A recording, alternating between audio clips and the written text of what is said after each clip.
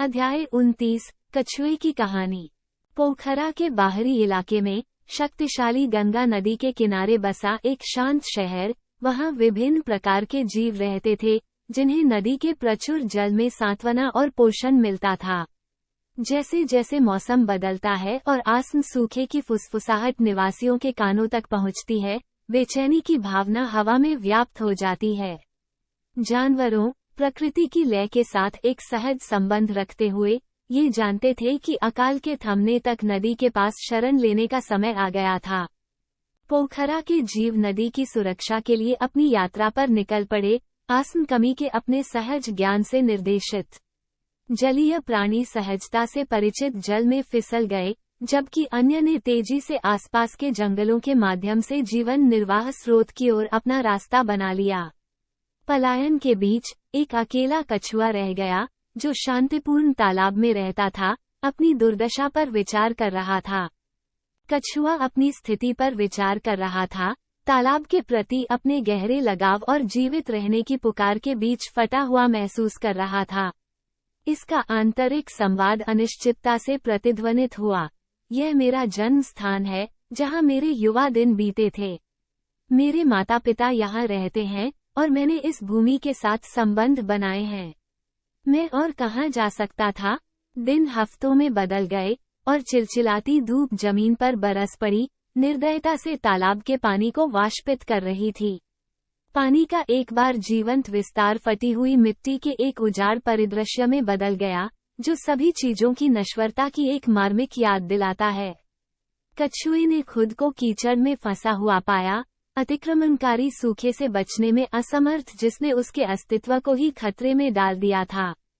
भाग्य के अनुसार एक कुम्हार और उसके साथी मिट्टी की तलाश में सूखी भूमि पर गए। उनकी टोकरियां कीमती संसाधनों से भरने के लिए उत्सुक थीं।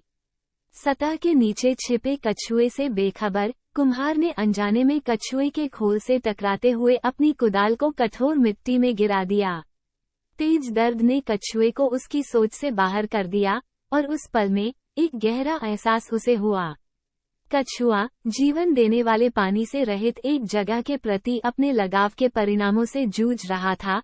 उसने नई स्पष्टता के साथ कहा, जाओ जहां शांति रहती है, स्थान की परवाह किए बिना। जहां कहीं भी मिल जाए, उसे खोजो, चाहे वो अंदर हो, एक जंगल की गहराई, एक गांव का आलिंगन, या अपनी मातृभूमि की परिचितता। सच्ची संतुष्टि वहां खोजी जा सकती है। समझे कि घर वो है जहां आपको सद्भाव का जीवन मिलता है, मधुवन जैसा अभयारण्य। इन शब्दों में गहरा ज्ञान था, जो उपस्थित लोगों के दिलों में गूंज रहा था। बुद्धिमान कछुए के होठों से बहने वाले ज्ञान से मुग्ध कुम्हार और उसके साथी रुक गए। उन्होंने महसूस किया कि कछुए के मार्मिक रहस्योद्घाटन ने अपनी भौतिक उपस्थिति की सीमाओं को पार कर लिया, एक सार्वभौमिक सत्य की पेशकश की जो उनके स्वयं के जीवन के सार को छू गया। उस परिवर्तनकारी क्षण में कछुआ का एहसास उसके तत्काल परिवेश से परे तरंगित हो गया। यह एक गहन सत्य का प्रतीक है जो सभी प्राणियों पर समान रूप से लागू होता है, मनुष्य और पशु समान रूप से।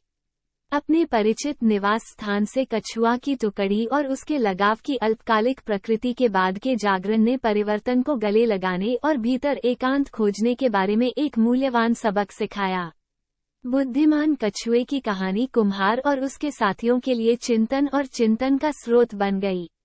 उन्होंने आसक्तियों को मुक्त करने और जीवन की निरंतर बदलती परिस्थितियों के अनुकूल होने के महत्व को पहचाना। कछुए की बुद्धिमत्ता से प्रेरित होकर उन्होंने मिट्टी की खोज जारी रखी, लेकिन एक नए परिप्रेक्ष्य के साथ जिसने उनके कार्यों को सभी चीजों के अंतर्संबंध के प्रति सचेतनता और श्रद्धा से भर दिया। जैसे जैसे समय बीतता गया, कछुए का संदेश दूर दूर तक चला गया, परिवर्तन की हवाओं द्वारा ले जाया गया और पोखरा के निवासियों के बीच फुसफुसाया। यह एक अनुस्मारक के रूप में कार्य करता है कि घर केवल एक भौतिक स्थान नहीं है, बल्कि एक आंतरिक अभयारण्य है जहां एक सद्भाव, शांति और संतोष मिलता है। मानसून की बारिश के आगमन के साथ जीवन धीरे धीरे एक बार बंजर परिदृश्य में लौट आया। पोखरा तालाब जो फटी हुई मिट्टी में बदल गया था, उसे जीवन देने वाले पानी से भर दिया गया था, जिससे इसे घर कहने वाले जीवों में नई जीवन शक्ति आ गई। कछुआ अपना सबक सीखकर तालाब से आगे निकल गया, अनुग्रह और लचीलेपन के साथ अस्तित्व के उतार चढ़ाव को गले लगाते हुए। उस दिन के बाद से बुद्धिमान कछुआ एक यात्रा पर निकला, पास और दूर की भूमि को पार करते हुए अपने कालातीत ज्ञान को जरूरतमंद लोगों के साथ साझा किया। यह अनुकूलनशीलता और स्वीकृति का एक श्रद्धेय प्रतीक बन गया, एक अनुस्मारक की घर भीतर रहता है, जीवन के बदलते ज्वार के बीच खोज की प्रतीक्षा कर रहा है। पोखरा के कछुए की कहानी हम सभी के लिए एक सौम्य अनुस्मारक के रूप में कार्य करती है, जो हमें क्षणिक से अलगाव की भावना पैदा करने और भीतर रहने वाले शाश्वत सार को गले लगाने का आग्रह करती है। ये हमें सिखाता है कि अपने आसक्तियों को त्याग कर हम घर के सच्चे सार की खोज कर सकते हैं, आंतरिक शांति का एक अभयारण्य, जहां हमारी आत्मा को सुकून मिलता है और हमारी आत्माएं मुक्त हो जाती हैं।